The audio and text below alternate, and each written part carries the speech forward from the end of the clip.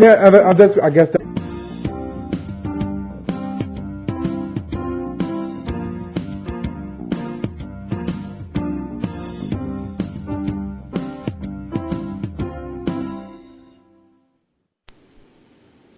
Welcome to another episode of The Dawn of Shades. I'm your host, Gia Scott, and today is August 30th, 2010, and this is episode 424. More about this program and the guests that have provided us with such fascinating conversations can be found on our website, www.exogenynetwork.com. Excuse me. The Dawn of Shades always tries to bring interesting people right to the audience to hear about both new and old ideas. We focus on the people, places, and ideas that don't always make the mainstream news, the sort of things that are frequently labeled as alternative or paranormal.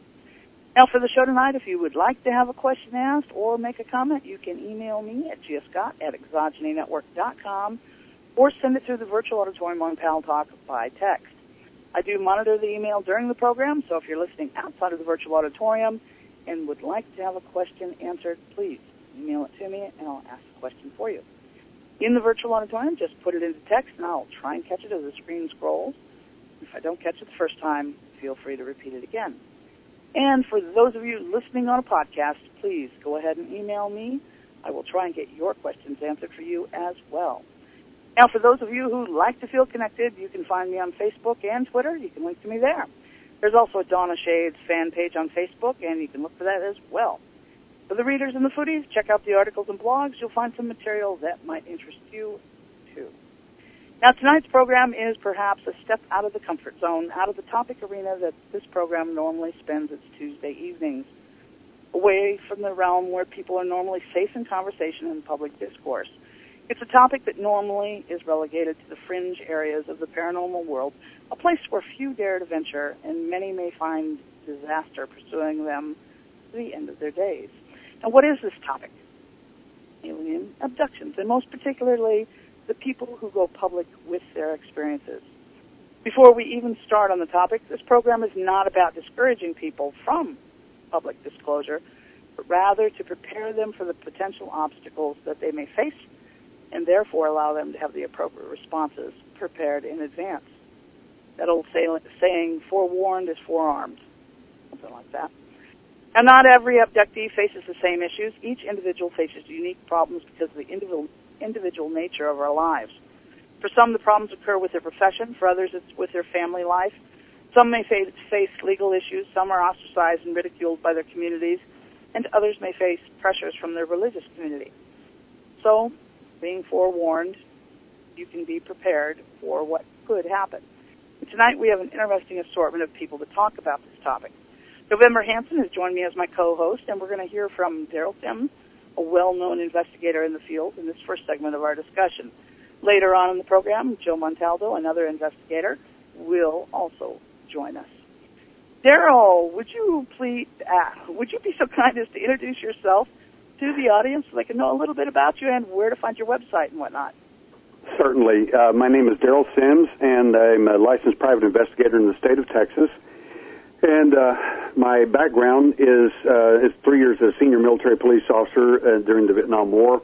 I'm also a senior Korean police officer, and I spent 2 years in the Central Intelligence Agency in the covert operations area. My interest, I guess I should give a website here. My website is alienhunter.org. Where you can just click on there and you can see videos of alleged alien implants inside people in two different occasions. One of them actually in the Roswell Museum. One of the visitors came through as an abductee, and the second one is a lady in Brazil who's actually featured on the front of my book, on the front cover, with a large implanted device inside her brain. And it later moved to the other hemisphere a few years later, and then later disappeared. And now she's got one in her arm that withstands X-ray, withstands MRIs, and no one can detect it except by touching it and looking at it. And you can see that all on the website on alienhunter.org if you're interested. But my interest primarily in the UFO phenomena is simply I had experiences from age 4 years old till 17, and for 13 years my events were pretty traumatic, and I've never had hypnosis or any memory recovery techniques to uncover the memory. Most of what I know, I simply know from conscious memory. And that all was fine, and my event stopped when I was 17, but then my son got picked up in an abduction event when he was about 6, and that started the show for me again in earnest, and I went from a passive abductee to the alien hunter. I hunt simply them that hunted me and hunted my son. And now they're the prey. And November is my co-host. I'm going to ask you to do the same thing and introduce yourself. Well, hello, everyone. My name is November Hanson. I am the host of Voice of the People Radio. I like to do a wide variety of topics. I like to explore a wide variety of issues, thoughts, doctrine, you name it. I like to explore it. But my first passion is the UFO extraterrestrial field. Probably started in it about 11 years ago when I had unusual experiences myself. I have never actually publicly regaled them to the alien agenda, if you will, but I've always wondered exactly what was happening and where it was coming from. So I have a knack for finding things. I have a knack for putting information together and coming up with thoughts and ideas. I took that little skill I have into doing a research project on people who've had alleged gray abductions. I like to use that term because I don't have a way of proving it one way or another, but I gathered information in a 77-part questionnaire. I believe I had over 100 people respond, and from that information I went doing some digging and some looking and came up with some really interesting and intriguing ideas, although I can't place anything as a fact. They were just thoughts for discussion, and put that together in a book called The Mosaic Project, which is a free book, and it can be found on the Paranormal Radio Network site. Okay. So, the reason for this program tonight is, I've been talking to some people, and you have spent a long time working with alien abductees. You know a lot of them. So you get to talking about each other and hearing about things, and I've heard a lot of sad, bad stories over the last decade. And I thought, most of this stuff could really be prevented if people knew what to expect when they decided to come out publicly and tell people what's happened to them. Now, as far as me coming out publicly and saying it, yes, I've done so on the radio. Yes, I've done so in forums with people who are interested in the topic. Do I tell my neighbors and coworkers and the grocery store clerk? No. So I haven't dealt with really anything bad happening to me. I guess I have a funny way of looking at things. You always look at what could go wrong and what will it cost me. I didn't really have anything that people could take away from me, so I didn't have any much to lose, as the saying goes. That's not always true for other people. So what kinds of stories have you two dealt with, with somebody you know or have been in communication with?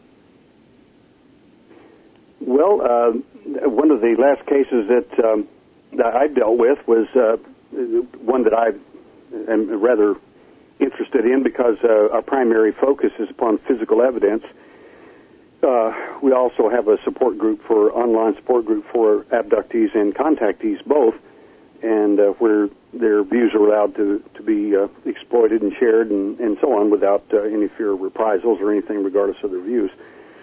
But my interest is in the physical evidence aspect because of my because of my policing background, and number two is I've got over 1,000 cases worldwide, and I do presentations literally worldwide. And the point is that these stories are all great and everything, but the problem is that there's no evidence, or if we do have evidence, then it needs to come forward and it needs to be exploited in the scientific and medical realm so that this stuff can get out as either a true story or simply as a cultural myth, and it's over, basically.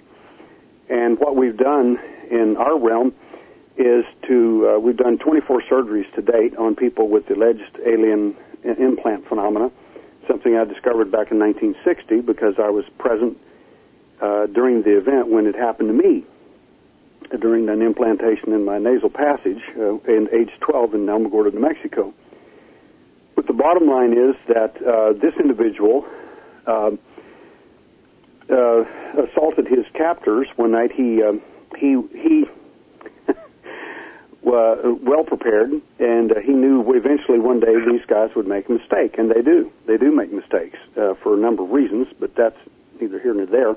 The point is he was ready, and one night they forgot to tell him you won't wake up, or you won't remember, or you're under our control, or you can't move, or whatever the suggestion was. And as a result, he picked up his sword as he saw the entity there and hit one of them with it, and his two big Rottweilers attacked the other two entities that were there. Long story short is the two Rottweilers died within 60 days, unable to assimilate protein. The good news is that I do have some of the DNA sample from the alien that was apparently killed, and the first preliminary testings we found from it are from one doctor and one university scientist. They're sitting there with their tongues hanging out, stunned at the results of what they're seeing. Now, that's all great and it's all interesting, but that still doesn't make a case. It just makes it interesting. It's not peer-reviewed or anything like that yet. So what we've done is brought on a top criminologist who's a top forensics expert in the country, and he has just joined our team and has agreed to review all our DNA evidence. We have a number of cases, this is not the only one, in which we're interested in finding out exactly what these guys are made out of, or if these stories are true, and so on. So that's pretty much where we're at. Well, I think one of the biggest reasons that, personally, I would like to see more abductees come forward is that by not only collecting the stories, it increases the chances that we can collect more physical evidence. And we need all of that to prove or disprove. Personally, if you could prove that all I needed to do was start eating lettuce every Tuesday, I'd be munching down on lettuce as we're speaking right now, okay? And that's true for most abductees. We would really rather prove that we were crazy, that we just need the little purple pill instead of the pink pill or whatever, and that this was something explainable. You can't explain it away as just a fertile imagination, because people around the world don't imagine the same thing. It just doesn't happen that way. So as we go on, if we need more information, we need more evidence, we need more proof. The only way to get it is by more people coming forward. But at the same time, you see one case, put this little story in a nutshell. This particular case, this gentleman started going public with the information. It involved him and his children. And in the meantime, he also went through a divorce. And as a result of his going public in a small southern Bible Belt town, he has not only lost custody of his underage children, but he no longer has visitation, period. He is not allowed to see them at all, ever, or talk to them on the phone, simply because of him claiming to be abducted by aliens. He has been deemed crazy, potentially a danger to the children. Is that right? Is that fair? No. But he's also made some mistakes, perhaps, too. He's represented himself in court instead of hiring a lawyer.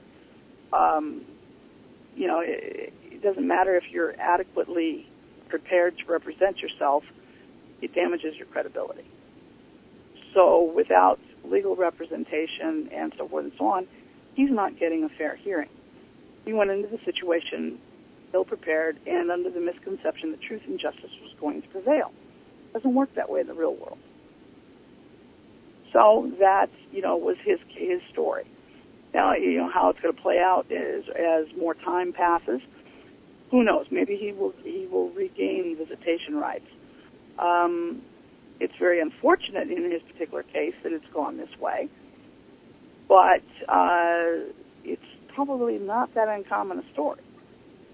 And there again, it's a case of going public without being prepared. Now, November, have you encountered, you might say, a worst-case scenario story in the course of your interaction with abductees. You know, I haven't encountered a worst-case scenario story than that. However, there is a precedent, and he really should get an attorney. There is another case of a woman who lost custody and visitation rights of her children, did the same thing, tried to represent herself. In her case, she listed as her employer as being a psychic, and that is how she made her living, and she did a pretty good job at it. And because of that, they took her children away. She went to a higher court, and she won. They had no business at all, taking her kids away over something like that. So there is a court precedent for that, so he probably should have an attorney. I think that's really sad because I view the subject like this. I view it as, you might be able to use the term doctrine. It's a particular position or policy, that somebody teaches or advocates. And in this case, I do not see this particular subject, even Daryl Sims said that they have a support group too, any different than AA, a Bible study class, or a yoga class for that matter. It is like-minded people getting together, discussing a subject that they have a passion about. It doesn't make any. They're not. It's unfortunate though, but you could say that I believe in Santa Claus, and you would not get the negative reaction that you get from saying I believe in alien abduction. I do think that's changing, but I still think we have a long ways to go. And I think my favorite all-time experiencer was a minister from Canada. Been a minister for 20 years. Nobody's going to know who he is if I identify him as a minister because he only talked to me. Had an up-close and personal sighting with a craft. And it didn't rock his world. It didn't change what he was going to be or what he was going to achieve or, what he was going to preach or anything like that. The only thing it did for him is opened up his understanding of the universe. That we're not some insignificant little speck of a planet sitting out here somewhere in the middle of space.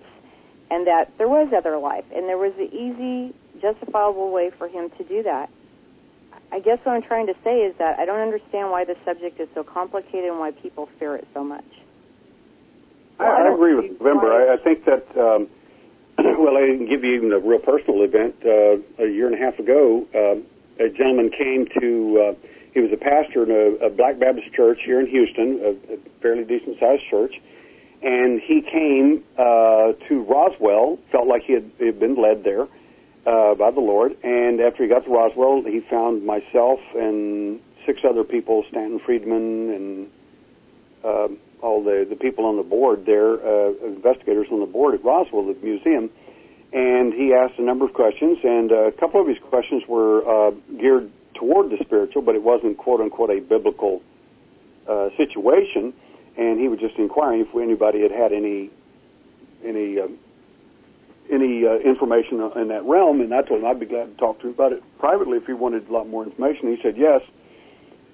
And long story short is they invited me to speak, and he was amazed that I was from Houston, and number 2, that he asked me to come speak at their church, and I did, 2 full-blown presentations on alien abduction and physical evidence, medical and scientific evidence of the contact, and 2 is what can you do about it.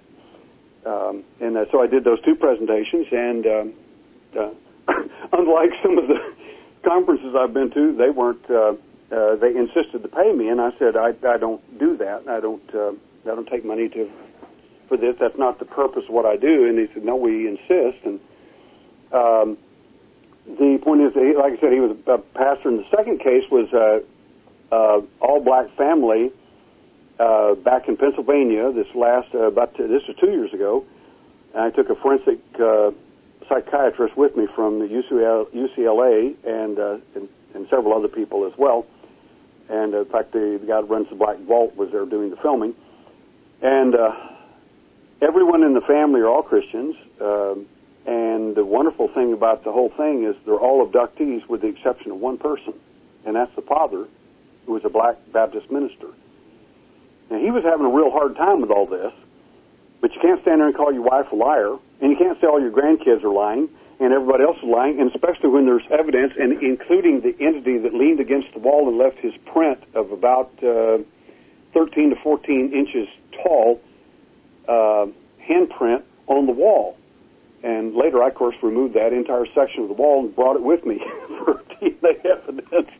But the point is that it is a difficult problem, not because people are Christian, in my opinion, or Muslim or anything else, because I went to Turkey, we had the same problem. I mean, on the airplane, the guy said, what do you do? This Turk, and I told him, and he said, well, we don't have that here in Turkey. I said, okay, let's talk about the jinn of Islam. He got real quiet and scared and says, we don't talk about that. When I began to talk about it, he says, oh, my God, that's the same thing as your alien abduction. I said, it's the same stuff in every culture, every place in the world. It's just got a different shroud or different set of terms that you use. It's the same stuff, and it's been going on for a long, long time. Yes, it's nothing new. And so many people, you know, I think maybe I encounter it because of living in, you know, near the Bible Belt, not in the Bible Belt per se, but very, very near it. And, you know, a lot of people assume, especially when they are of a more fundamentalist bent, that aliens and God cannot occupy the same space. I don't see any conflict of it. For me, it's a case of I'm sure God's big enough to encompass that too. So, yeah, I don't see any potential conflict whether you're Christian, Muslim, Jewish, or, you know, worship your big toe. I mean, there really isn't much difference. I don't see where it interferes with religion, why it has to replace religion. Now, I do know there's some people who elevate aliens to godlike status, but that isn't the normal response to alien contact, I don't think. Am I wrong? I don't think so either. I don't think people view aliens as some sort of, you know, deity to worship. Now, granted, it's like with anything else. You're going to have your extreme fringes groups. I don't care if it's religion, politics, doctors, whatever, you're going to have the extremes. And yes, there probably is within this group too. Actually, I know there is within this group too. But there's people that practically worship celebrities, so why not? I mean, you know. Well, right.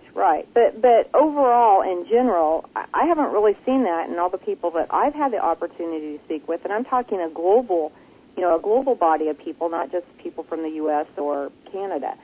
And they do all it's a curiosity. They want to know, they want some answers, that type of thing, but they're not viewing the extraterrestrial subject as something, as a form of worship or like a belief system or, you know, that type of thing. Yeah. I don't know, maybe Daryl's encountered that. Have you encountered that, Daryl?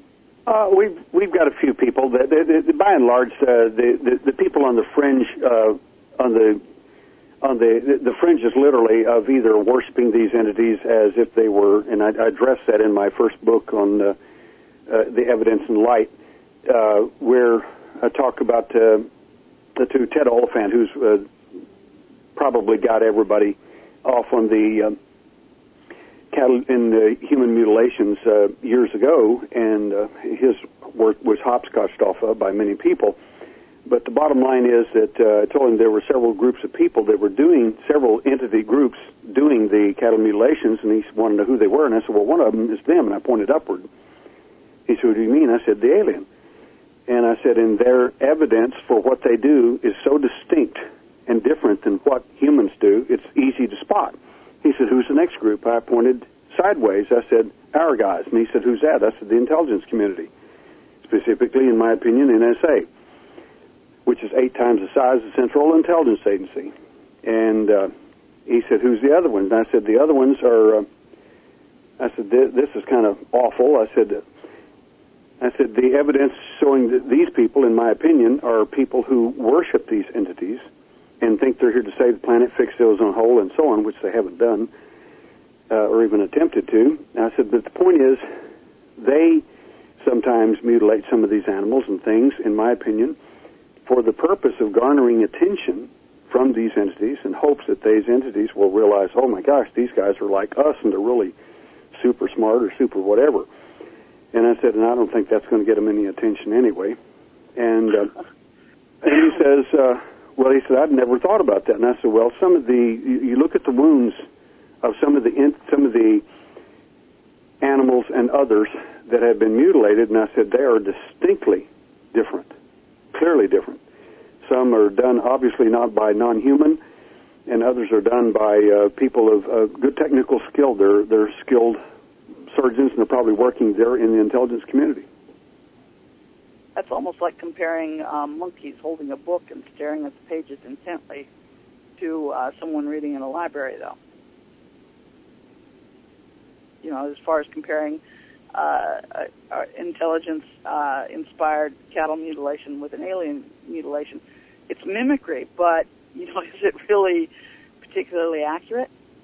Well, some of the mutilation marks and cuts done originally back in the and of course he started with the 60s and 70s, and I said, well, I've actually got cases that go back in the 1800s, and they're detailed, they're studied by MDs and other people, scientists, and he said, well, I didn't know about that, and I said, my point is that there was a lot of it. And I said, this stuff didn't happen yesterday, and it wasn't the intelligence community doing it. This is the 1800s.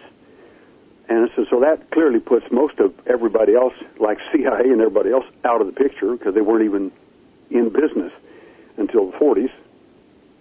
Mm-hmm.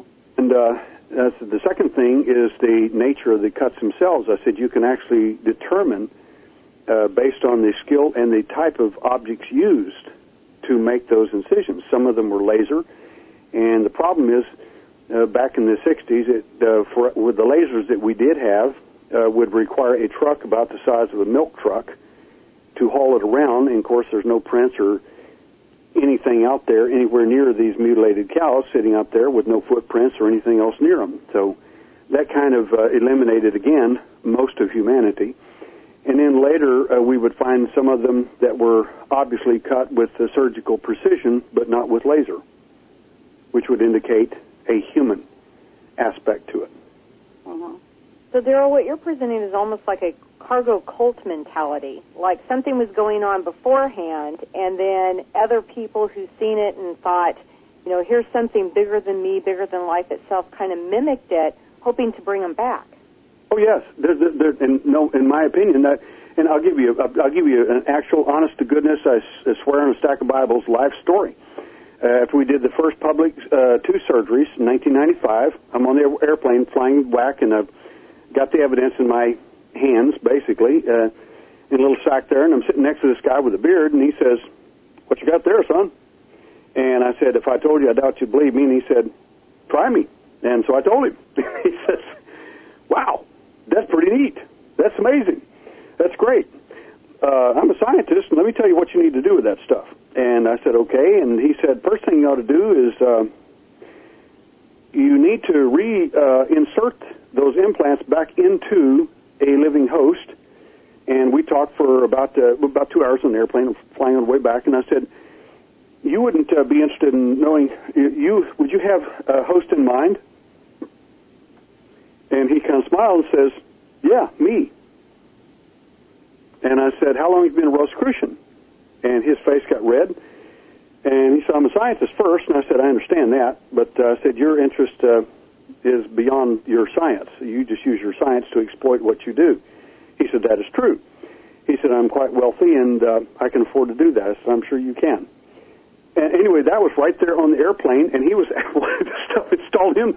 Well, I said, of course, obviously the reason you want this done isn't in the name of science. So the point is, you want them to show up, pick you up, because you think that if they pick you up, they're going to say, oh my gosh, he's a Rosicrucian, he's high level, he's spiritual, he's smart, he's all these different things. And I said, let me explain some stuff to you that you don't know. And he said, what's that? I said, you're going to end up on the slab just like the rest of us. They don't care what you know. They don't care who you are. It means nothing to them. You think it does, and your intellect, your training as a scientist, and your position as an advanced Rosicrucian, I said, assure you, won't gain you any press with them whatsoever. You'll end up on the same slab the rest of us did, with the same story. Daryl, I have a question for you. What's your opinion? Is there more than one type out there? Because when you say they or them, are you referring to the classic gray abduction? And if so, do you believe that there's other entities, beings, I don't know what. We have awful terms for this particular subject. The terminology gets so confusing because I listen to people talking about this, that, I call it the 101 flavors of aliens. It is, these terms are confusing. Grays, browns, blues, pinks, purples, whites, tall whites, short whites, fat whites, the praying mantises, the reptilians, and the list goes on and on and on, and gets even more entertaining later. Could I simplify it? Yes. Let me give a simpler model for our audience, not for all of us who are out there studying all kinds of stuff, but just for the audience to make things a little more palatable, and then I'll put this package of thing and tie a beautiful bow around it, I think. Okay. At least it's my thesis of what it is, and if that's useful, fine. If it's not, then that's okay, too. Basically, you have the little short, tiny guy who's got a head about as big as, about a third as big as he is. He is often referred to as a little gray. He's a Hollywood version of what people see on these books and this sort of thing. He's got an IQ of about 140. Now, I can't go into why I know all this stuff. We actually go into morphology and a bunch of other things because we have some information that supports it. But the point is, the next guy that you see, I'm going to give you imagine a police lineup called the usual suspects, and these are the primary characters that are going to be seen in the UFO phenomena, period. The second one is a guy that looks just like the little guy, but he's about 5 foot tall, and he's just a taller version of him, and he's a lot smarter. He's got an IQ of about 150. Super smart, and he is the boss. The little guy doesn't grow up and become the big guy. Everybody thinks that's what happens. That's just a smaller version. It isn't. These guys don't grow up to do anything. They are what they are when they get here, and I'll explain that. The third guy is a mantis-type being, about 6.5, 7 foot tall, and he looks like a giant praying mantis. He's extremely intelligent, a lot smarter than the doctor. The next guy in the lineup of the usual suspects is a humanoid who looks very human, could almost pass on the street for human, but if you looked at him closely, you'd see that he's not. And some people refer to him as the Nordic. That's a misnomer. They're actually blonde-haired, red-haired, and brown-haired, and black-haired entities just as well, like him, but the blondes get the attention. The last couple of guys, one is a reptile who stands anywhere between 5 to 7 foot tall, and they're quite sexual, very violent, pretty nasty little guys. And the last one is this is kind of amusing, is a Bigfoot type guy, and all this kind of makes sense if when I finish the story here, it may make some sense anyway. So there's your lineup. They're all standing up next to the back of the lineup, and here we are as abductees looking at them saying, whoa, that's the guy, or whichever one you point at. That was the one that was in my experience, or 2 or 3 of those, or I saw them over a period of time. The fact is they've all been seen on the same craft at the same time numerous times by numerous abductees, which means what? Well, it means, first of all, that at least they're all in concert to some degree. Number 2, and this is kind of a big one, in my opinion, after 40 years of research,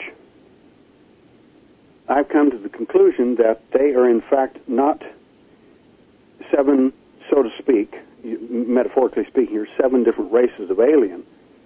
These guys I'm talking about. Now, there may be a million races out there. I'm not saying that. What I'm saying is these guys here that we're talking about, these guys are nothing more than 7 different models of a Toyota, of an alien Toyota, so to speak. In other words, when you go to the Toyota plant, you don't say, I need to see 7 races of Toyota out here. No, you can see 7 different models of Toyota. And the fact is that, in my opinion, again, the reason you're not finding all these planets with all these aliens on it and everything else is because there probably aren't any in the neighborhood that are supporting, quote-unquote, alien life and so on. I think aliens have been on these different planets and done different things, but I don't think they, quote-unquote, originate there. And some of these craft that we've been looking at over the last 5 years, and the first thing that turned us on was one of them in 1992 It was 50 miles thick and 600 miles across. We actually have a video of it from a scientist who was filming it at the time.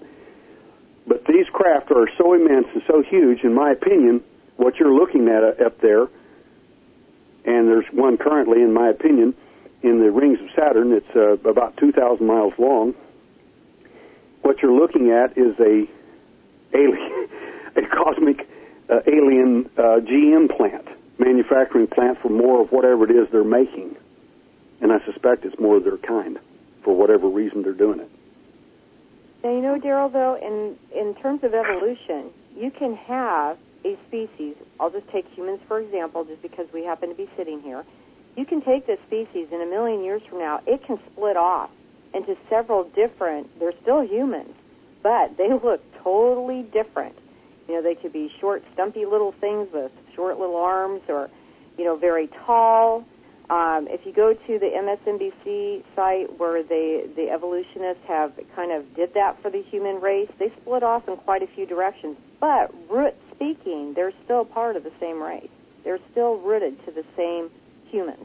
Well, if you look at the lineup of the usual suspects, those 7 there, that seem to be all tied together, at least to some degree or another, politically or whatever process they have been on the same craft with the same people. As many as 8 people of our people have seen all of them on the same craft at the same time. And the amazing thing about it is that these guys, and I can go back to personal experience here. When I first saw the first one that came through, in my experience when I was 4 years old, I was wide awake, unafraid, and unparalyzed to run anything, and saw the thing walking away from me, and I thought, what in the world's that? He turns around very quickly because he can hear me thinking, and he realizes he's got a problem because now I'm awake and I'm seeing him, and I'm not supposed to remember anything. But the bottom line, and I'll have to go with this pretty quickly, but the bottom line for me is when he turned around, I was stunned. Because I noticed, as any little kid would do if you didn't have your clothes on, I noticed he didn't have a TT. I noticed he didn't have a belly button, and I noticed they didn't have mammary glands, those little things that we have. And after 40 years investigating, it didn't take me long to figure out the reason you don't have genitalia is because you don't reproduce. If you don't have a belly button, it's because you weren't born. Mm-hmm. You don't have mammary glands, you don't nurse. So what does all that mean? It means you're either hatched, cloned, or manufactured, or any composite of that. But you didn't get here the way we do. Yeah. Yeah, that's true. So my thesis is that this is, if evolution is true, and I personally don't buy into that, but if it were true, let's say it is, there are examples of why it isn't. Because the little guy doesn't transform and turn into the taller guy. We know that for a lot of reasons. But even if he did, because they kind of look similar, so therefore they must be the same, if that were true, how does the little guy transform into the reptile?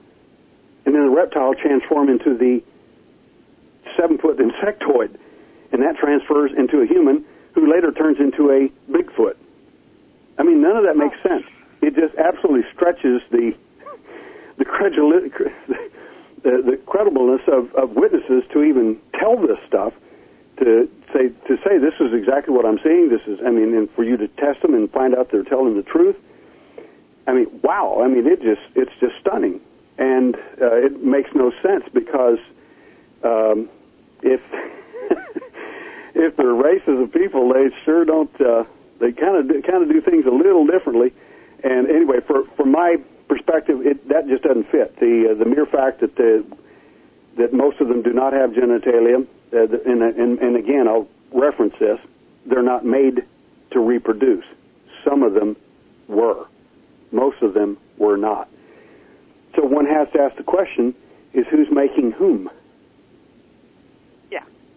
Anyway, I've got to run. I have a previous engagement, which I had mentioned to Gio, of course. Yeah. Well, I appreciate and thank you so much. On. In November, I was delighted to speak with you. Oh, Daryl, I had a great time. Thank you. Thank you. I have to run. Thank you so much. We'll talk with you again soon. Well, you know, we kind of wandered off topic there, but, some of that information is kind of pertinent. When you come forth as an abductee, people, first of all, want to know what flavor of ET you dealt with. Excuse me. So, they want the gory details. They want the fascinating story. And after a relatively brief time, at least in my case, you get heartily tired of entertaining the masses, as the saying goes. You just don't want to tell the stories anymore. November, have you found that my experience wasn't all that different from others? No, I really didn't find it all that different. And I will point out that when I did the questionnaire, and I know some people have the problems with, well, who do you tell who, and who do you tell who's not, and who do you tell... with 77 questions and 100 people, you can get some basics there. Anyways, the one thing that people do consistently report is seeing something other than a particular type of being. It was multiple types. Maybe it was a gray and a human, or a reptilian and a light being, or a mantis and a reptilian and a gray, or, whatever. Very few reported that it was just a single entity. I thought that was interesting. But as far as telling the stories over and over again, I haven't told experiences in years.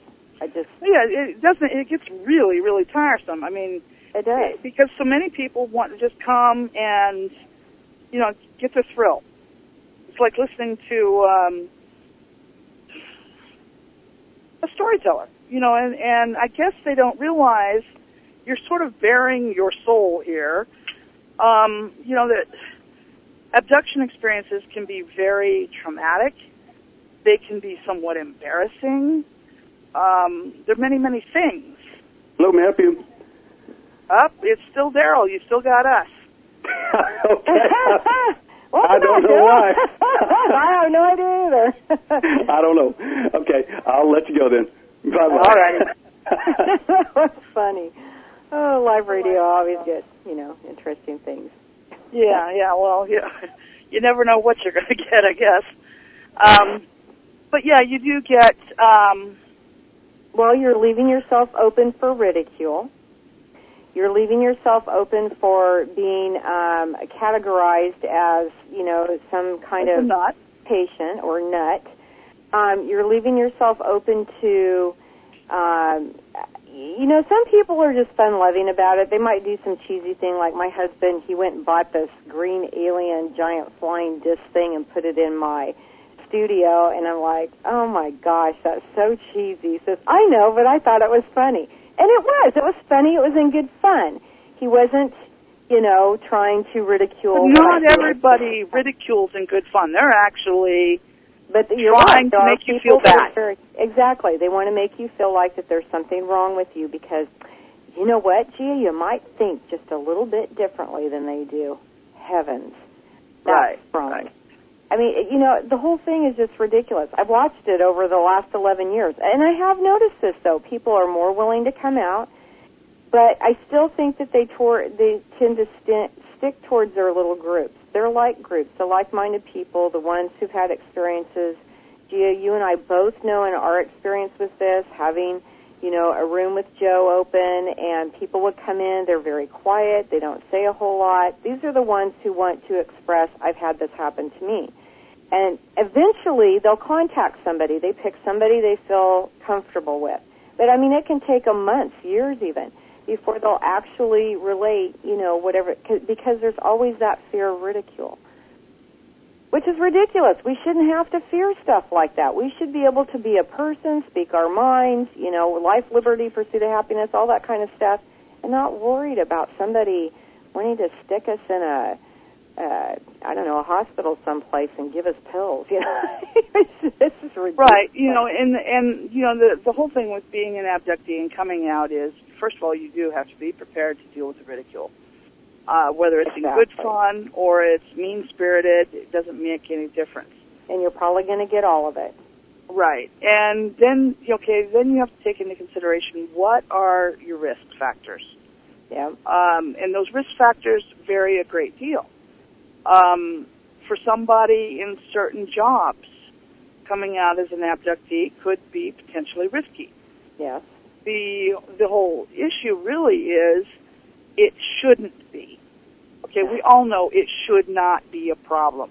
It's not like you're advocating overthrowing the government, or you're advocating something that's illegal, or that you're participating in negative, spirited, secret ceremonies. I mean, you're not doing anything like that.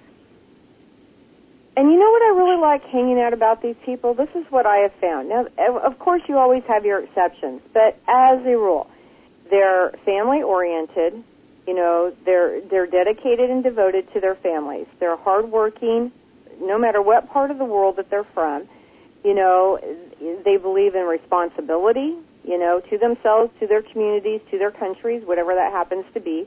I mean, they have these real intrinsic human values. Maybe that's what I like so much. And, you know, I don't know. It's just they're a different type of person. It's just they're easy to want to be around.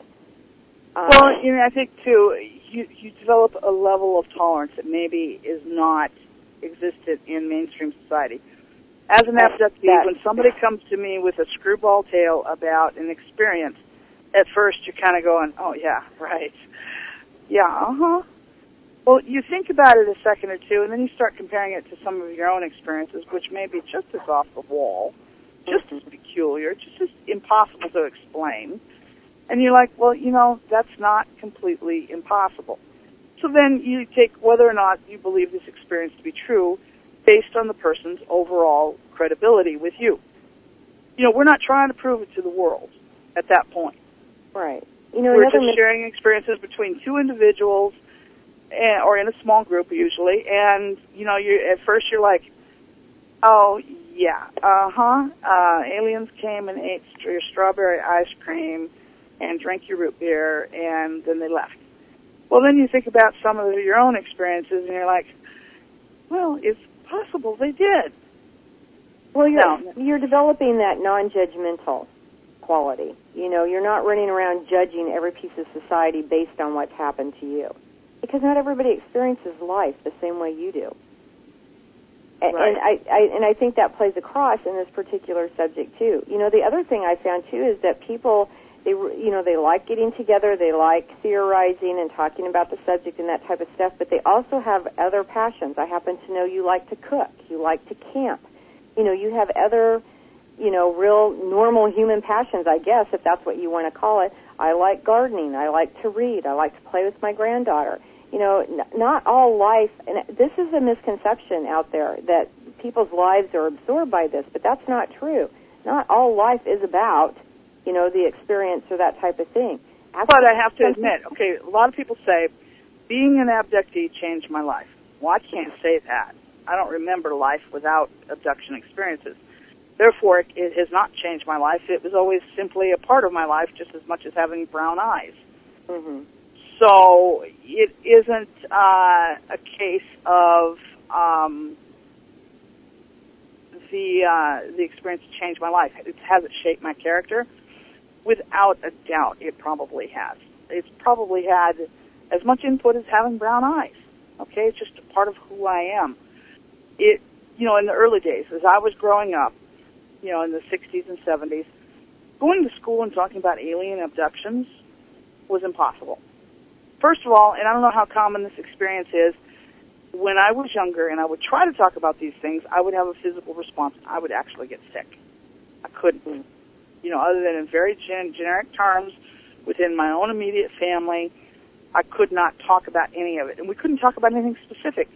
You know, like the time the car stopped and the lights, you know, were all around us and stuff. No, you couldn't talk about that. We could talk about laying out on the grass last summer and watching the satellites and the jets in the sky, and then my mom pointing out a UFO. That we could do. But that wasn't a specific experience for us. That was just lights in the sky, you know, a typical UFO kind of thing. You know, though, I do think that we do have this innate, this innate discernment.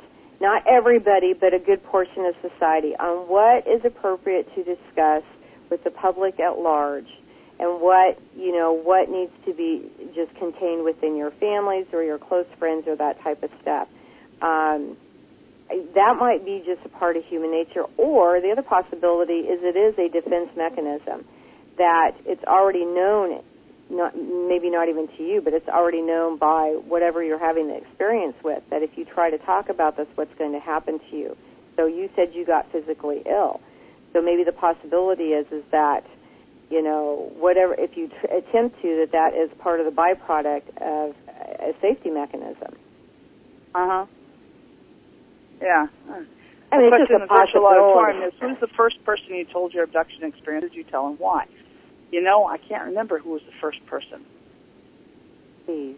It was such a slow process. I'll have to admit, certain things, when my kids were young, I did not ask them, oh, the aliens come see you last night. No, I didn't. I would say, did you have a dream last night? And I think that's the right way to do it with kids. I think you have to be very careful when you're involving children in the subject. Until my daughter was over 18, I did not straight out come and ask her.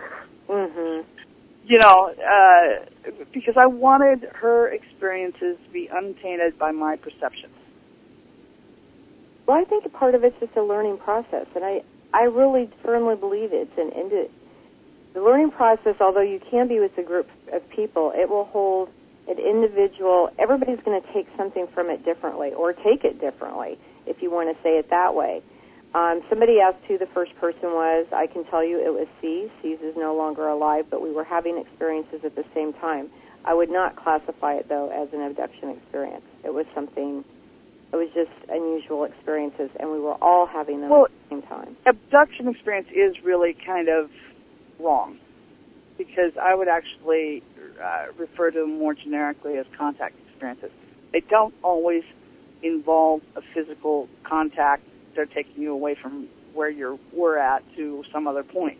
Mm-hmm. A lot of the contact experiences are not like that at all. They don't take you away anywhere.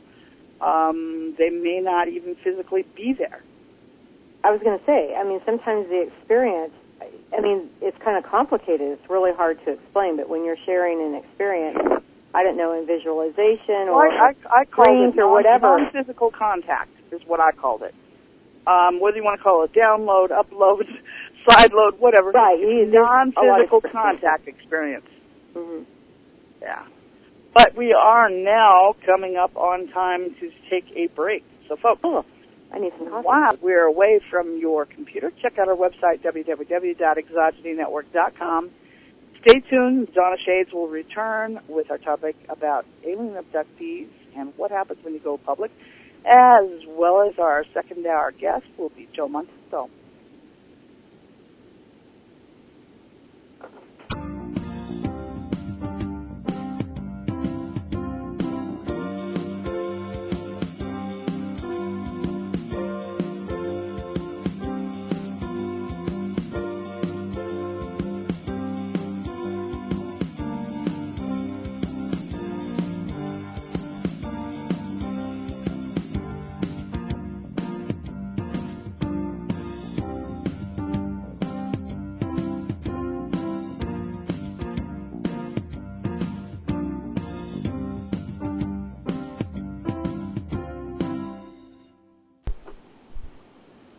Welcome back to the Dawn of Shades. I'm your host, Gia Scott, with our co-host, November Hansen. And once again, I would like to remind everyone to visit our website, www.exogenynetwork.com. You can sign up for the newsletter, wander around and explore the website, and let me know what you think of it. There are links there to take you to blogs, Twitter, and even Facebook. And if you want to go straight to the blog, it's giascott.wordpress.com, and you can find out what kinds of things I've been up to lately. Now, for tonight, if you have a question or comment, you can email it to me at giascott@exogenynetwork.com. I do monitor the email during the program, and I'm trying real hard not to miss anything. If you are listening on a podcast, go ahead and email it to me. I'll try and get your question answered for you as well. Now, for the second hour, we're bringing on Joe Montaldo to talk about some more of the things that happen and you need to be prepared for as you go public with your status as an alien abductee. So, Joe, before we get started, would you be so kind as to introduce yourself to the audience real quick? Oh, man, that's taking an hour by itself. No. Everybody else can do it in a minute or two. Come on. Actually, guys, if you don't know who I am by now, shame on you. I'm International Director for the International Community for Alien Research, which is now the largest UFO abduction organization on the planet. From last time I heard, about 5 times larger than the next closest organization to it. Right now, I'm involved in a lot of abduction research. It's because of what we do. I'm also owner of the Paranormal Radio Network, host of UFO Undercover, guest host for Change in America, and host of Sundays with Joe Montalvo. Ooh, yeah, I'm staying busy, guys. I also keep a good tab on all of what goes on in the ufology field. I lecture on the circuits on a regular basis. Also, and most importantly, what I bring to the field in several areas is my degrees in avionics, electronics, aircraft recognition. I'm now on my my third course on voice stress analysis. I'm a professional hypnotist myself, as well as my wife. And also, in one other thing, I have about a year and a half ago, actually about 2.5 years ago, in 2010, I completed my course on my private detective's exam for the state of Louisiana. So I've been just steadily adding stuff to the repertoire along with the 27 years I've been working in the field, but only publicly for about 10 years.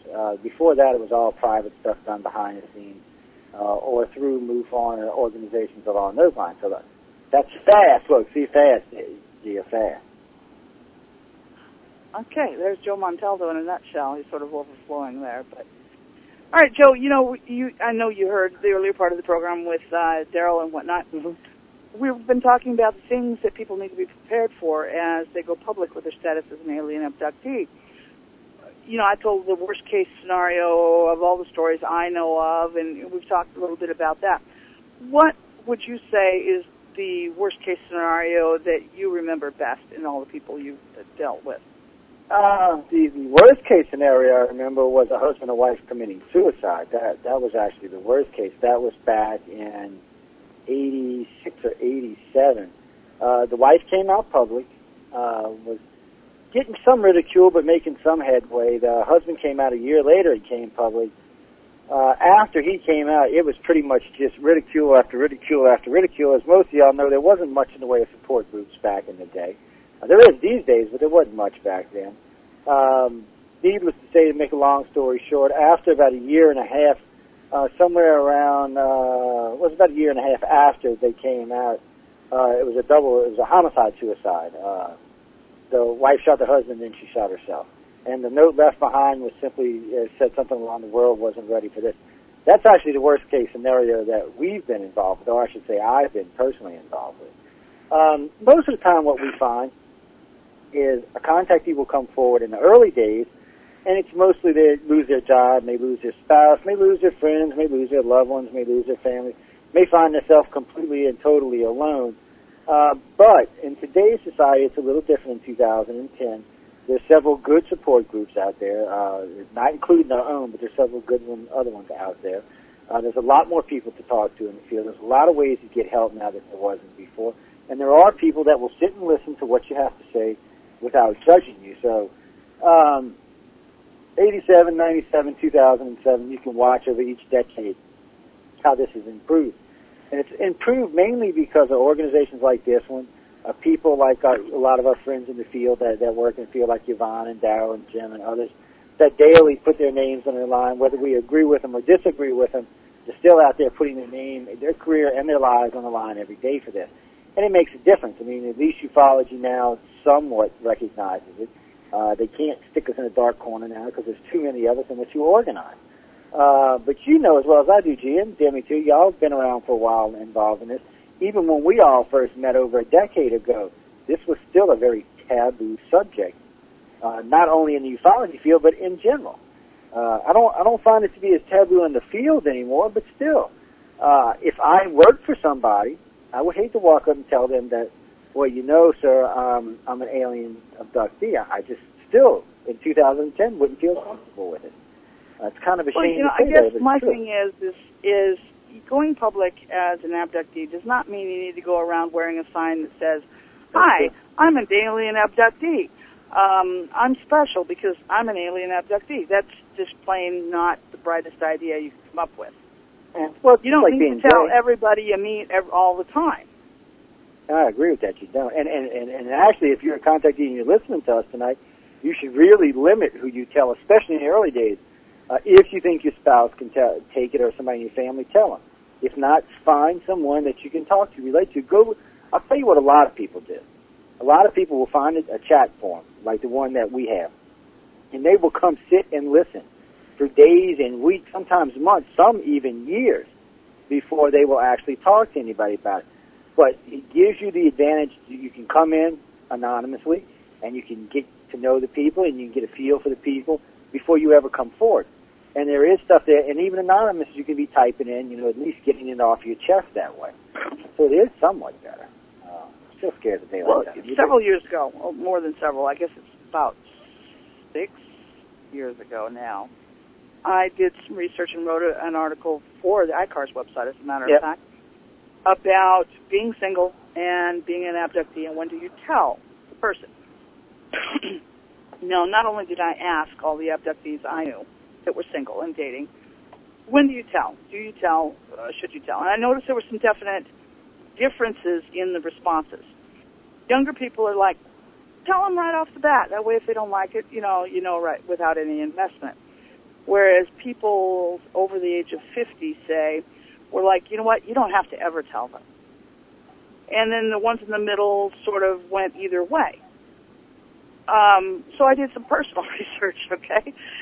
I happened to use a couple of online dating services. So, I started off and with these guys that were my victims, I would talk about UFOs and alien abductions in generic research terms because that's my hobby. I participate in these investigations. The ones that took that in good stead, we went on with. And I discovered that universally people would say, oh, I have an open mind. That's a really interesting idea. And, yeah, I think alien abductions really happen. But I discovered that they really happen, but not to people that they're involved with or talking to.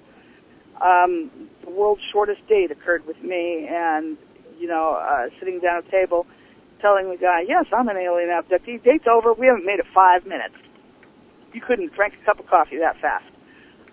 It turned out with him, it was definitely a case of not at the same table I'm sitting at. You do get some very negative reactions. Now, did it hurt my feelings?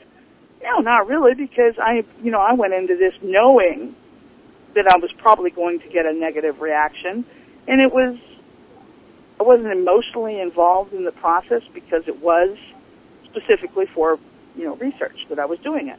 Yes, I was the victim, the rat, you might say, but it really wasn't hurting my feelings any. But it's still, I think about, the personal dating experiences I had when I would make the big disclosure, and then these guys, you may as well have turned around and said, I think you're a liar, or I think you're crazy, instead of the polite ways they went about doing it. And my experience was not unique. Well, I don't think I had that. When I was dating, I knew there was weird stuff happening to me, but I don't really think I had come to terms with being a contactee abductee.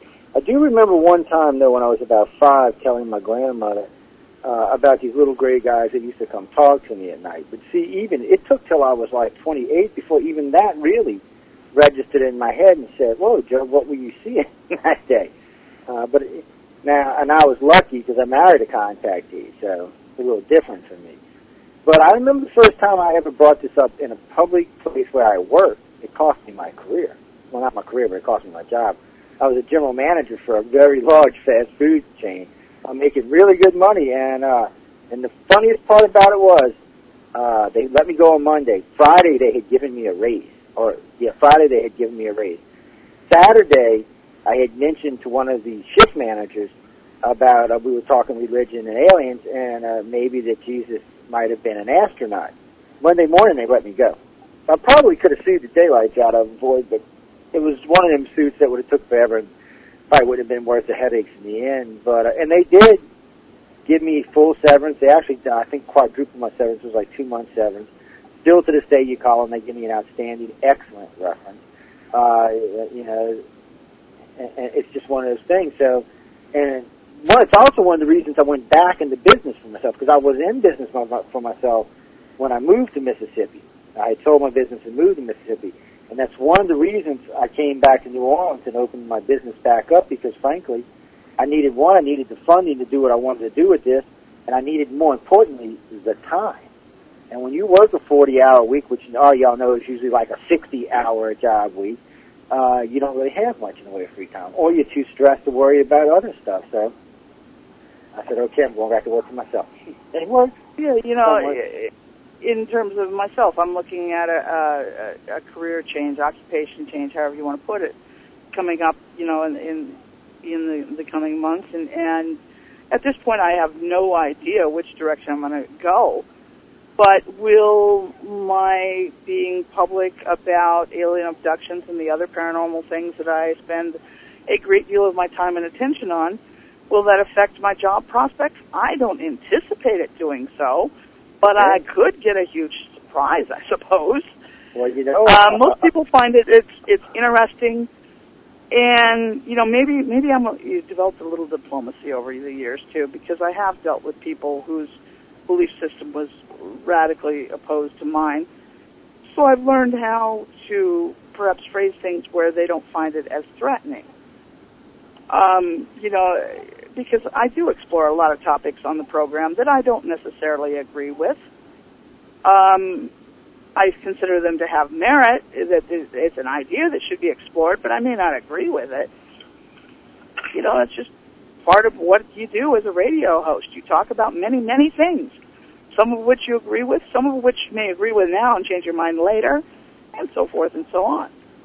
So I'm not anticipating any problems in that. You know, but there again, I don't know. What do you think, November? Am I supposed to think? Yes. She fell asleep over there. No, I was just listening to you guys. I haven't myself personally had any real particular problems with the subject, but I guess you could say, gee, I am a diplomat about it. I mean, I don't go running around, you know, talking about different things or experiences or whatever. I consider it personal, and I'll share with it whoever I want to, and who I don't want to, I just don't.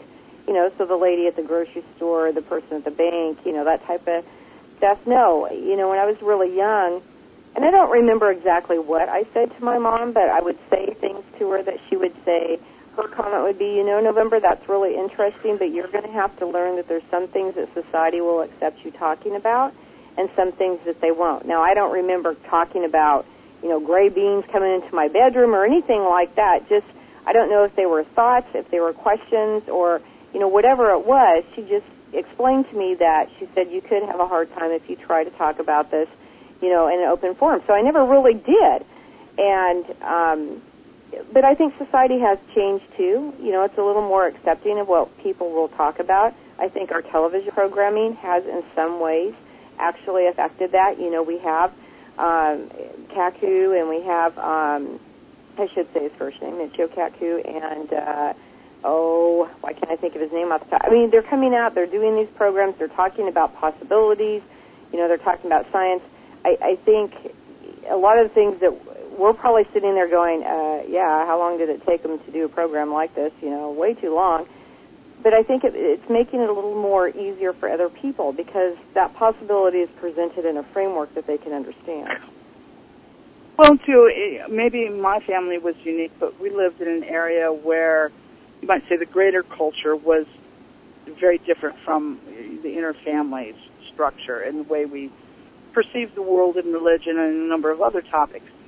Therefore, you know, I always had we had stuff that was regarded as family stuff that you didn't share with outsiders. And then you had, you know, your public self. So, you know, maybe it was because of coming from an abductee family. Therefore, you had your public face and your private face, and you don't show your public face in public or your private face in public any more than you show them in your underwear. I don't need to talk about my alien experiences any more than I need to talk about my underwear.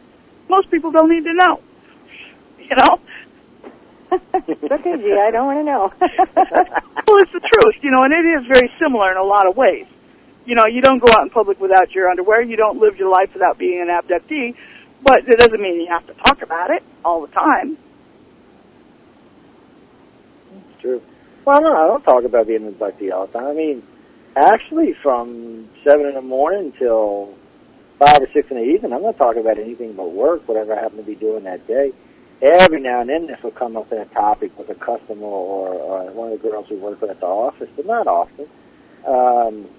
Occasionally I'll get a call. So would you say that the best advice for somebody who's coming out is to simply pick and choose appropriate times to share this stuff? Well, they need to pick appropriate times. They need to pick appropriate people at appropriate times. It's not something you need, because let's be honest about it, 90% of the people who run around and say the sky's falling around a contactee are usually not contactees anyway. Contactees generally want to be to themselves. They're sociable with other contactees, but they're not all that sociable as regular people are, and it's not something they want to generally air with everybody in the world. They want to talk to somebody who's had an experience so they know they're not nuts. That's really what it comes down to. They just really want to know that what's been happening to them is real, and somebody else is having those experiences. It's really what they're looking for. But sometimes they get it, sometimes they don't. And you know as well as I do, a lot of them, frankly, are not what they say they are, unfortunately, which makes all of our lives 5 times harder than they need to be. So as an abductee who's gone public with a few select people, what if one of them at some date in the future decides to use the knowledge about your abduction experiences against you, and now suddenly you're landed in a situation where your credibility at work is being doubted, or in the case that I mentioned earlier, you're in divorce court and suddenly you're being presented as a nutcase who shouldn't have visitation rights. What do you do then? What are the really appropriate responses to try and protect yourself and your interests? Well, the thing to do in those kind of things is get a damn lawyer. You got to remember something about contactees. They're protected under the Constitution like everybody else is.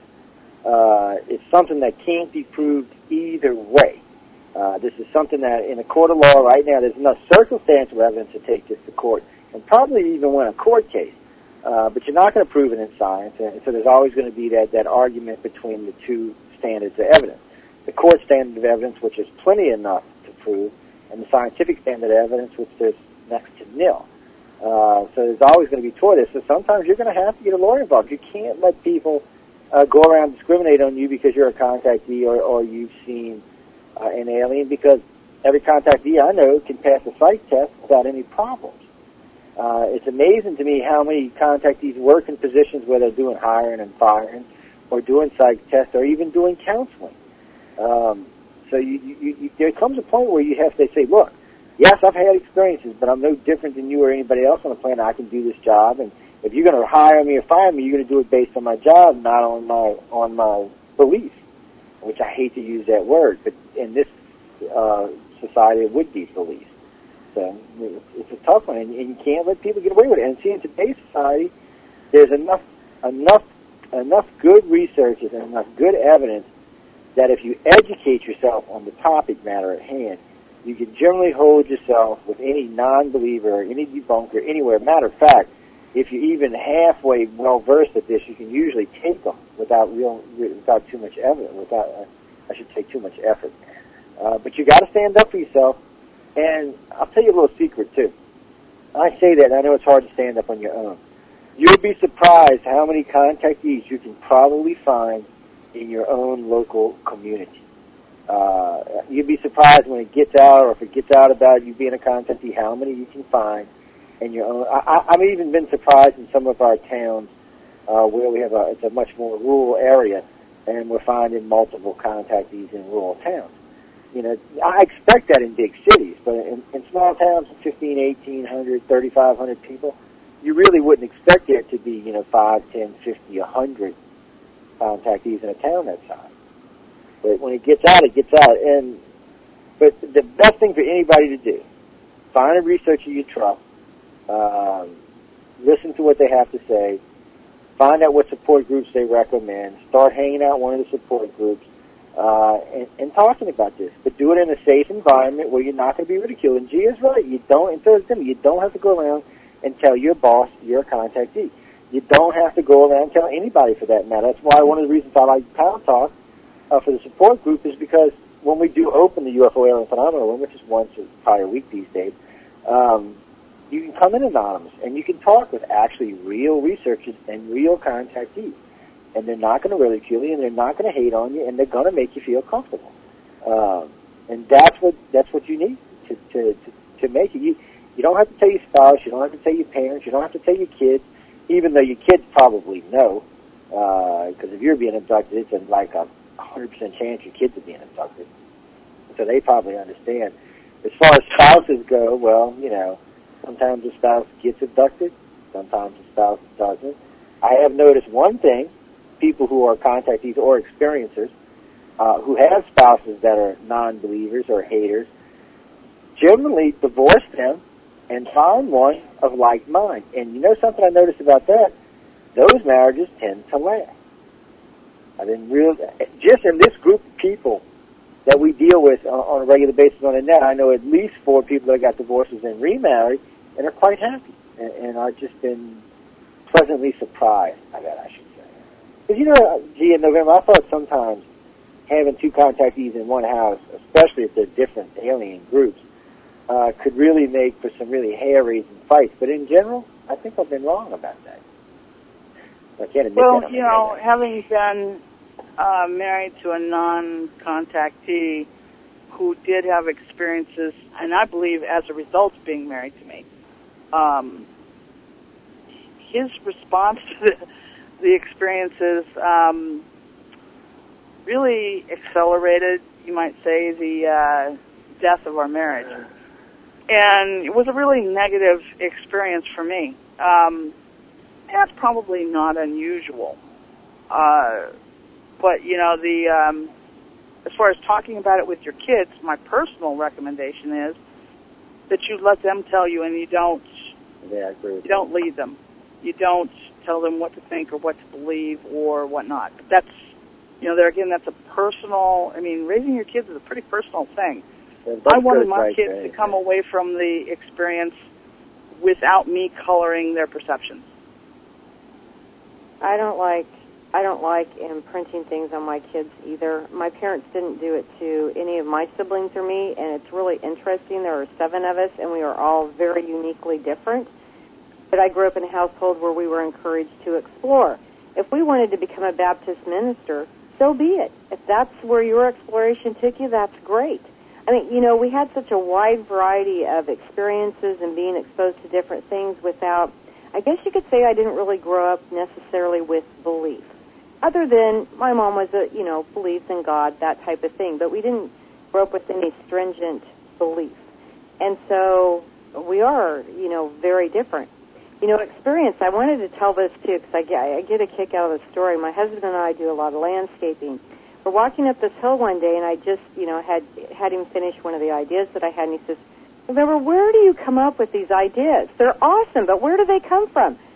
And I was honest. I don't know. They just pop into my head. And really, with experience, I really can't say where it comes from. It's just there. It's, I guess I don't get too hung up on it or what people think. Maybe it's age has something to do with it.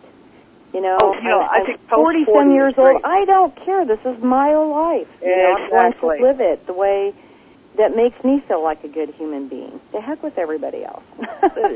Getting to 40, it's like you climbed over that hump, and now you can just say, I'm going to do it my way. If y'all don't like it, look the other way. Yeah. And there is a freedom in the post-40 age group that you cannot even begin to understand when you're 30-something. There is really a freedom in your 40s. I can't argue with that. Yeah, next year I get to try out the 50 freedom, which I'm sure is going to be even better. We still got a couple of years. I know you guys are snapping at my heels, so that's too much fun. Yeah. November will be there before I will. No, you do. As an abductee, you have to pick and choose who and where and when. You have to pick and choose when you're willing to discuss it in any further depth. Nobody can make you tell them everything. Come on. That's a ridiculous idea in itself. And if you do find yourself in a situation where you are actively being discriminated against, especially legal situations, you need to get legal counsel. And it's not because you're incompetent in terms of the law.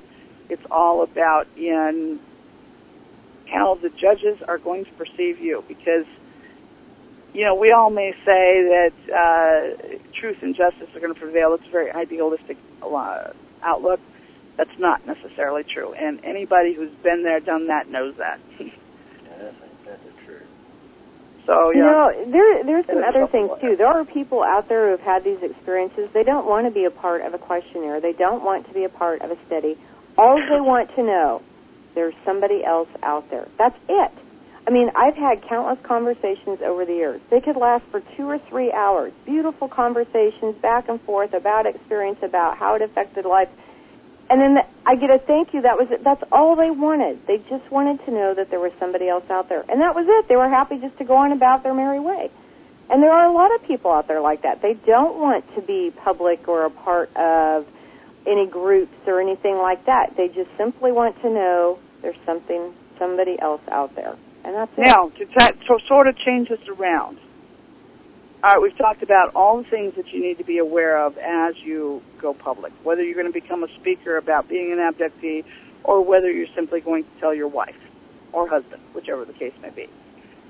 But in all of this mess that can result from going public, what are the reasons that someone should go public at least enough to talk to investigators? If they have physical evidence. Yeah, you know, seriously, that's what everybody's looking for. If they have physical evidence, you know, that can be, you know, tested under a microscope or whatever it needs to be, definitely that would be a reason to go public. You should always go Getting public. involved with an investigator would definitely help further the entire field's research, because everybody carries a piece of the puzzle. If we get enough pieces of the puzzle put together, we're going to get an overview. We're going to find out what is going on, why it is going on, and maybe what we can do about it.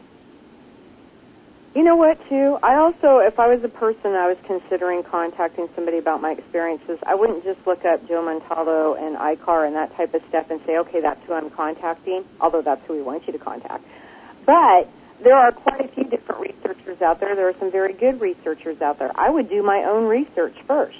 I would look at who's doing research and what area. You know, I'd also look for the pros and cons, you know, with them, the things that people have stated, the experiences that they've had with that particular researcher. And then as an individual, I would find who I thought I would be the most comfortable with. And if I didn't like how it was going in the beginning, I'd change. Exactly. I mean, you know, participating in an investigation, you're going to reveal very personal details about yourself. Yep. If you're not comfortable, it's just like going to the doctor.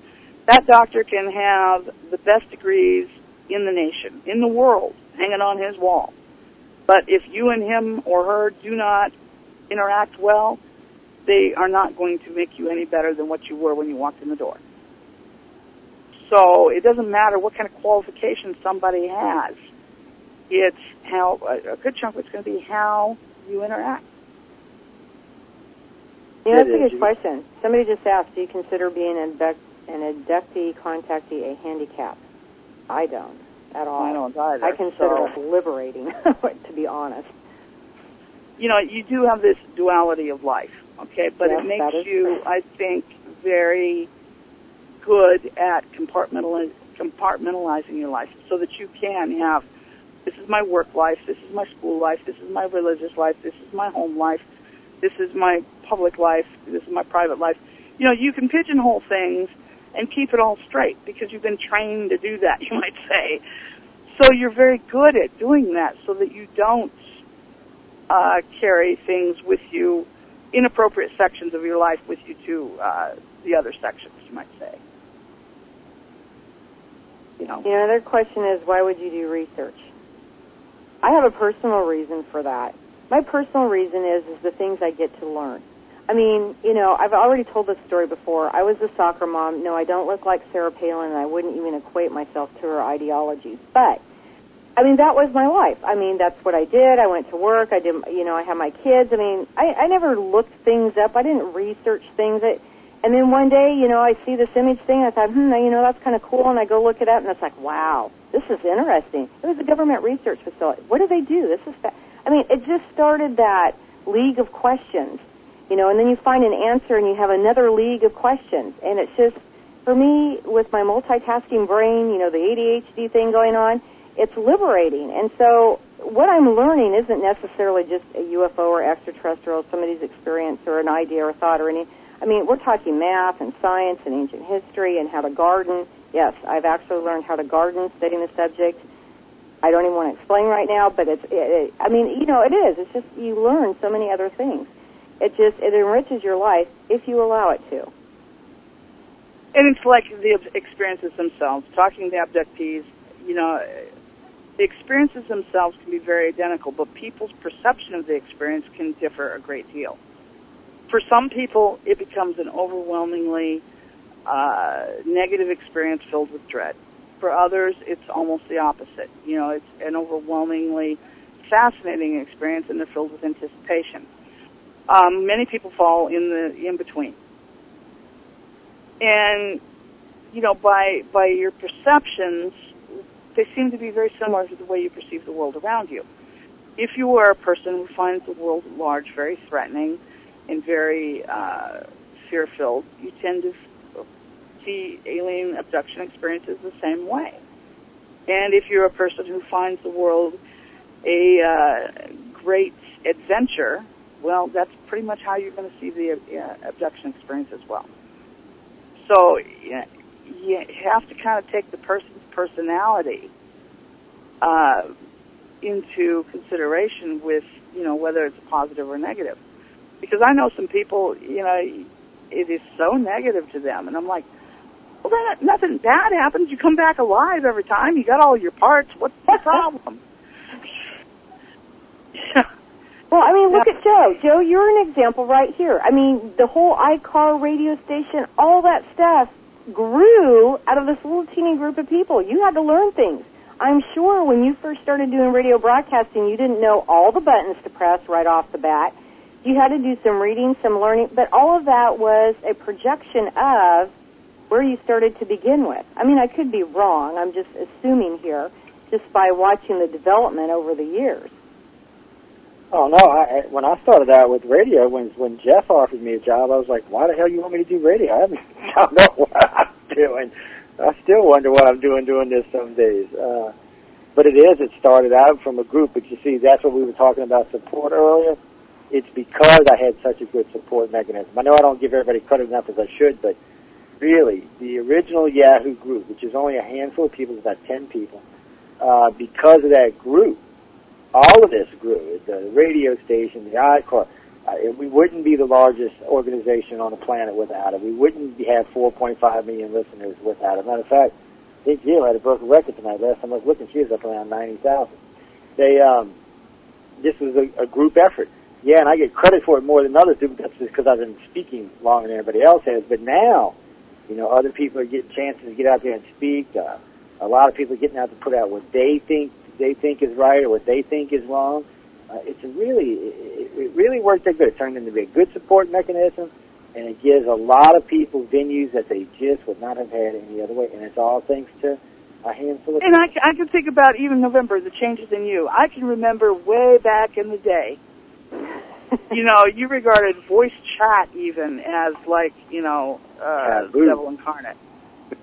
And the very first time that you got on the mic and said, hi, and that was it. For months, that was all we had heard. Until you know finally... what, and that's true. I mean, I still am to a degree. I still have my, you know, eternal person. You know, I've always been a shy person, kind of an introvert.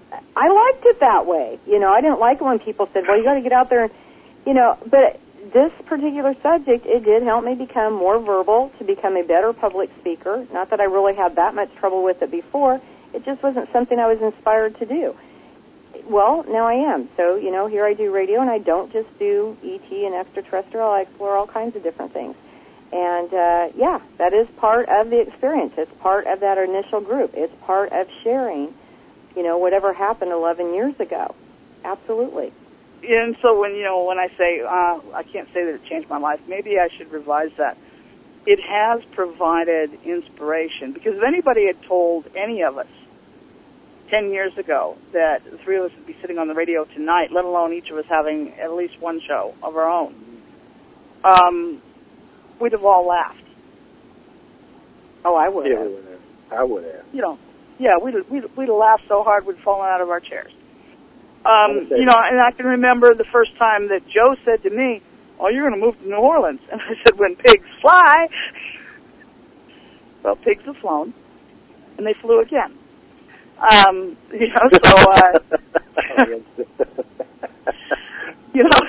thing is that the flying pigs might like my personal symbol here. I was very much a small town, out in the boondocks person. For me, the venue of talking in a chat room was as close to socializing with people of like mind as I was going to get. I lived in a remote, predominantly Mormon community. This was not a place to talk about alien abductions or anything else paranormal. I mean, it just wasn't going to work. I can remember my daughter saying, "Well, why don't you be friends with so-and-so's mom?" And I'd try, but it was like I had nothing in common with these women. I worked in a predominantly male field. I did predominantly things that were considered male activities. I had nothing in common, and I certainly couldn't talk about this kind of stuff with them. Who was I going to talk to? Myself? You start talking to yourself too much, and, you start answering yourself, and then pretty soon, you are in a rubber room someplace. But, you know what I'm saying is that for many of us, it started out, we would use the Internet as a way to socialize with like-minded people. Well, pick on that Ariel guy. You know what, though? We've even inspired a change in unlike-minded people. We do have our skeptics, but they still hang out with us. They do things like write songs about people. They write music for our radio programs because they happen to be, the person that can do stuff like that. And they're always there with us, and we know they're a skeptic. We know that they might, say funny things as you're doing your show, but they're still there and they're still supporting. So, they must see some kind of value in being around the people too, even if it's just to make them laugh. And for some of those people, they must find it interesting because we do have some skeptics that have listened to probably more programs than I've ever listened to. Right. And they're regulars. Yes, that's true. And so they must find value in it too. And one thing we've talked about is most people who are alien abduction experiencers, in the rest of their life, they are so normal and so boring that there's no sense in even going into it. They go to work, they come home, they pay their bills, they work in their yard, they mow their lawn, and their lives are really not spectacular. I laugh because people say delusions of grandeur. I mean, come on now. As any alien abductee knows full well, there's nothing particularly grand about the abduction experience. Well, it's nothing that's going to make your ego think that you're something special. In fact, it's almost the opposite. It makes you feel very helpless. It makes you feel as though you're nothing more than a lab rat. It makes you feel like you lack control over your own life. You can't protect your spouse. You can't protect your children. That anybody who is in your household or in your vicinity is also subject to being the victim of this experience as well. How is that grand? I don't see any delusions of grandeur coming in with that. No, and I don't think most of the people that I've met either, they don't have this intrinsic, I feel special, I'm here to save humanity type. I mean, you see some of that because that's what gets out there in the media, but you're talking a handful of people. I mean, that's not everybody in general. It's unfortunate that a handful of people like that, though, can color the entire world's perception of who and what the alien community really is. Well, that's a good point. Joe, you were going to say something? I forgot. I forgot what I was going to say. Oh, boy, that's scary. I talked long enough to make Joe forget. No, I had something I was going to say, but it just went right out the other side of my brain. All I can tell people is, look, if you're going to come public, be careful. You don't have to be public like we're being public. There's a lot of ways to do this. There's subtle ways where you can just talk to individuals, or you can call people on the phone, or you can meet with them. I tell everybody, start off with an email. It's the easiest way to get to know someone, or come and want to chat with them. If you want to go public like we're doing, there are some consequences to it, and there are some strings to it. One, you got to be convincing. You've got to meet not just ICAR's criteria, but lots of other investigators' criteria. If you're going to publicly speak in this field and try to make a difference, then you're going to be on a hot seat, and you're going to have to deal with people like myself and Darrell Sims and Yvonne Smith and Mary Rodwell and a whole host of others, Melinda Leslie. They're going to all be looking at what you're saying and what you're doing. And God help you if they think you're lying, because they're going to have you for lunch. So there are some consequences to it, but we want people to come out. The more the people come forward, the more pieces of the puzzle we get, the more likely we're going to figure out why they're doing what they're doing. And the more really likely, and the more likely we are to change public perception of us being the fringe lunatics of the world.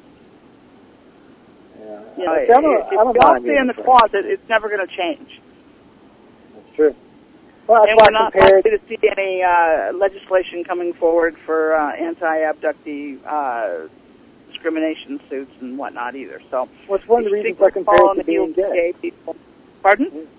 That's why a lot of us compare it to being gay, because you're coming out. You know, when you do the awakening, you're coming out in the public.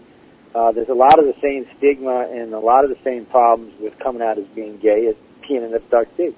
I hate to use y'all for an example, and please don't email me, because it has nothing to do with that. It's just there's a lot of the same stigmas are associated with both of these. You can find people who will discriminate against you work-wise if you're gay, and you definitely can if you come out as a contactee. And people look down on both of them. So there's a lot of stigma to the same things here. So that person just asked me if they're gay contactees. Yeah. Contactees exist in every walk of life. Let me just put it that way. It don't matter what you are, what you do, sexually, color-wise, sex-wise, it just doesn't matter. Professionally, they don't care. All they care is that you meet that criteria they're looking for. Or where you live. Yeah, that's true. They don't really care where you live. No, it doesn't make any difference. And it doesn't matter what income bracket you're in or what kind of car you drive or how many bunches of whatever kind of herb or how many crosses you hang in your house. None of those things are going to change what's about to happen if you are the lucky one in the abductee seat. Yeah, and it's bad and it's good. It's like everything else in life. It's got good days and it's bad days. I like this goddess of fire. So just be you and live your life. I like that. That's it. And some days I get up and I go to work tired, and some days I don't.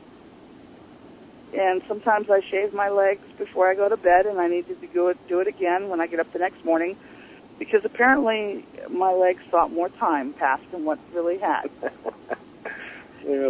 that's just the breaks of the game. I love when I get up, my beard's 3 times as big as it normally is. I'm like, what's going on here?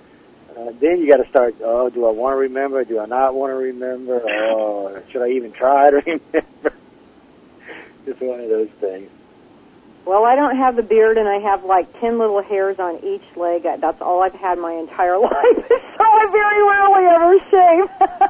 So I guess that's probably why I noticed, because being part Native American, I don't have a great deal of hair on my legs.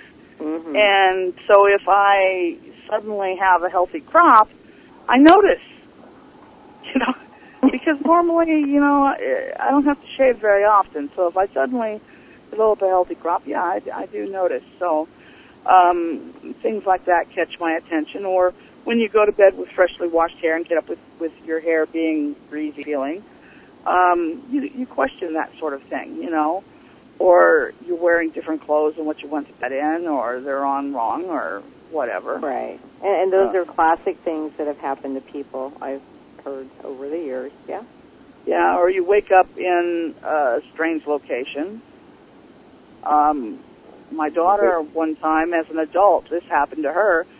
She went to bed inside of a house locked with deadbolts and woke up outside on the step with the deadbolts still locked without keys. Her keys were still inside. Okay, unfortunately, it happened to be winter. And she was not dressed appropriately for sub-freezing temperatures. She got to wear her dog's blanket out of the doghouse until her husband got home from work. So, things like that can happen. And do they change your life? No, she didn't catch pneumonia from it. We give her a hard time about, oozing under the door or something like that because the general perception is that, she must have done it somehow. Well, anybody who's an abductee knows that kind of thing can happen without you doing it. And it's just one of those things. We those within the abduction community, you might say, we have our own sort of set things for humor.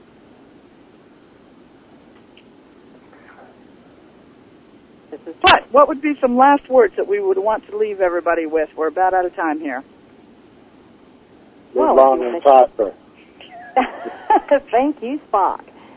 If you want to share with somebody experiences that you've had, just do some research and find the right person. Yep, and and if all else fails, you can hit the websites and email people and ask specific questions and get an idea of who you feel comfortable with. But I want to thank you two for both joining me tonight. We've had a great time. November, you've been a great co-host. Joe, you were a great guest. Thank you. It was fun. I don't think I've shared airtime with you two since, 1999, maybe December. It's been a long time. Yeah, it has been. Well, folks, I've found that the program tonight was a lot of fun and interesting, and I hope that you found that it provided you with plenty of food for thought and more illumination for your personal journey towards truth. Join us again next week for another episode of The Dawn of Shades. Sure to be another fascinating conversation with our guests. With that, we are out of time. I'm your host, Gia Scott. Good night.